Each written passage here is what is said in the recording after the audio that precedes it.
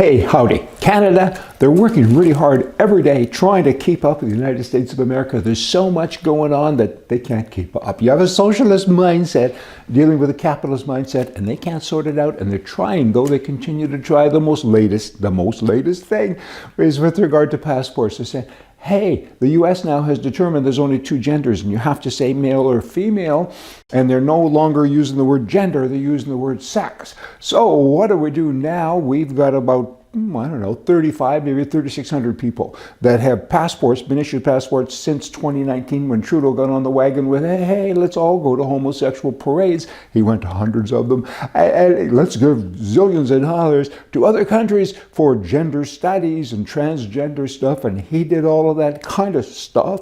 And the Carter government is continuing to do that. But now they're saying, hey guys, if you want to go to America and other countries as well, but if you want to actually get on an airplane and land, you can't do this. They won't accept you anymore. Either you're a male or you're a female. Figure it out, but there's a lot of X's. Imagine upwards to 3,600 people have listed X on their passports as their gender. What does that mean? I guess that means it, I don't know what it means. Hey, I'll leave that with you. Now, we have Canadians. I talked to a lot of Canadians, and like Americans on the left, Canadians, probably 80% of them, the first thing they do is they badmouth Trump. And I defend Trump all day, every day when I'm in Canada. And I say, why? Well, you like open borders and you like this and you like men playing in women's sports. And no, I don't like that. And I said, well, but that's what you get if you vote for the other people. Well, I don't like Trump. Anyway, you know the drill. It kind of goes on and on. And now they're saying, I read this in the Edmonton Journal recently. It said, hey, the listings in Palm Desert, California, 1/5 of them are Canadians selling. I don't know if that's accurate. It goes on to say the astronomical costs, the operating costs have become astronomical. Astronomical? I don't think they've changed over the last several years. I don't think. It says there's higher home insurance premiums. It's in most cases have risen upwards to 700%. I don't think that's right either. Certain insurance rates have gone up. But then they're going to say the current political climate in the U.S., of course, can't be discounted because that's why Canadians need to sell and flee. It doesn't say that in Ad Living. But you get a lot of that from a lot of Canadians. When you sell today, if you sell your house in America for $1 million, you bring $1.4 million back to Canada. So, I mean, that's motivation to sell. In terms of Canadians going to Canada, I've had people say to me, are Americans mad at us? They don't like us. I'm scared to go. And I said, none of that's true. None of that is true. Go legally. Don't you get the word? The word is just legal because so many people have gone in there illegally. Canadians too. But 6 months you're allowed. No other country in the world is allowed to do that. Canadians have 6 months. That's half a year. Go there, enjoy, spend money, but don't whine and complain when you're there. That's kind of like having somebody in your house, and all they do is tell you your food is bad and everything about you is bad, and yet they stay there. Go away, go home. And I know Canadians that come to America and they do that. They sit around, a whole bunch of Canadians, they gather, and all they do is whine and complain about America. That's kind of not very polite, you know. Figure it out. Now, Kelowna, British Columbia. The mayor. He's mad about crime. Good for him. He's really on this, and I like it.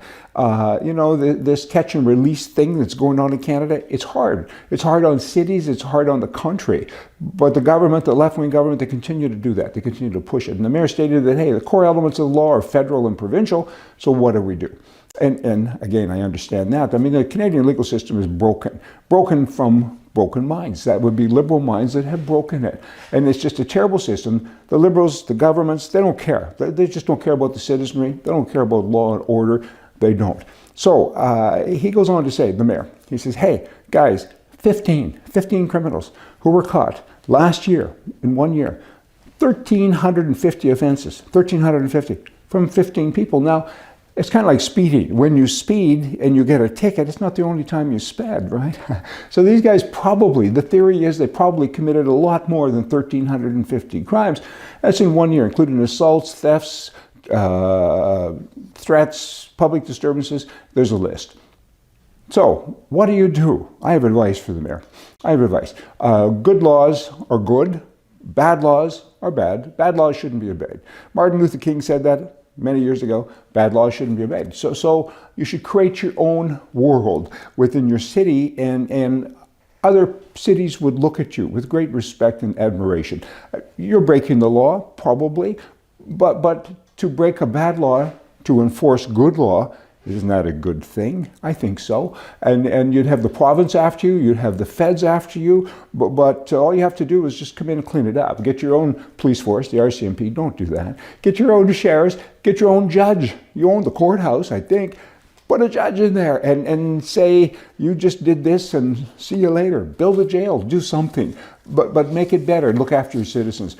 You cannot rely on the province or the feds to come and help you, because they won't, because they're left-wing wackos, hey? Are you getting that? Now, speaking of left-wing wackos, you got rock star Bruce Springsteen. He says, hey guys, the Democrats, you're alienating Americans because of far left policies. I'm not sure what he means. He voted for them, and he criticizes everything that the right does, particularly Trump. I mean, Trump could, again, as I've often said, find a cure for cancer. And guys like Springsteen, they'd come up with a song saying, you know, bad, bad, bad. You know, thank goodness star power has lost influence. Just sing. You're good at it. I mean, leave the politics of the country to other people. That would be nice.